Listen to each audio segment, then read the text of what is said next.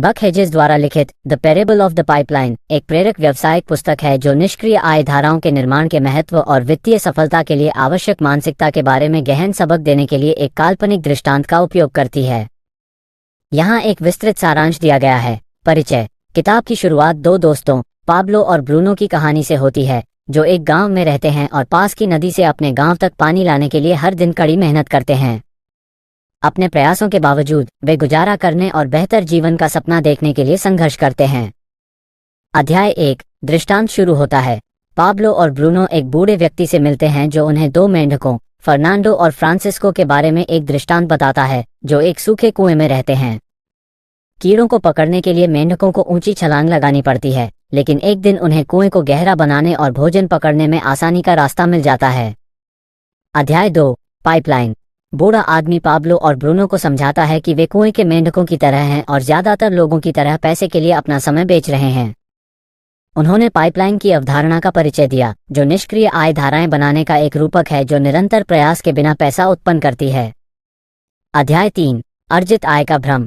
Pablo और Bruno को एहसास है कि अर्जित आय पर उनकी निर्भरता, जहां वे पैसे के लिए समय का आदान प्रदान करते हैं, धन के लिए उनकी क्षमता को सीमित कर देती है। बूढ़ा व्यक्ति अर्जित आय से निष्क्रिय आय में बदलाव के महत्व को समझाता है, जो वित्तीय स्वतंत्रता प्रदान करता है और जीवन की उच्च गुणवत्ता की अनुमति देता है। अध्याय 4 नकल का नियम। बूढ़ा व्यक्ति दोहराव के नियम का परिचय देता है, जिसमें कहा गया है कि सफल लोग निष्क्रिय आय उत्पन्न करने के लिए सिस्टम और नेटवर्क का लाभ उठाकर अपने प्रयासों की नकल करते हैं। वो पाब्लो और ब्रूनो को अपने प्रयासों को दोहराने और आय की कई पाइपलाइन बनाने के तरीके खोजने के लिए प्रोत्साहित करता है। अध्याय 5 नेटवर्क मार्केटिंग का महत्व। बूढ़ा व्यक्ति निष्क्रिय आय के निर्माण के साधन के रूप में नेटवर्क मार्केटिंग की शक्ति की व्याख्या करता है। वो नेटवर्क मार्केटिंग के बारे में आम गलतफहमियों को दूर करते हैं और धन और वित्तीय स्वतंत्रता पैदा करने की इसकी क्षमता पर प्रकाश डालते हैं। अध्याय 6 अपनी पाइपलाइन का निर्माण। पाब्लो और ब्रूनो अपनी पाइपलाइन बनाने के चरण सीखते हैं, जिसमें एक सिद्ध प्रणाली के साथ एक विश्वसनीय कंपनी ढूंढना, आवश्यक कौशल विकसित करना और सकारात्मक मानसिकता विकसित करना शामिल है। बूढ़ा व्यक्ति चुनौतियों के बावजूद कार्रवाई करने और लगे रहने के महत्व पर जोर देता है।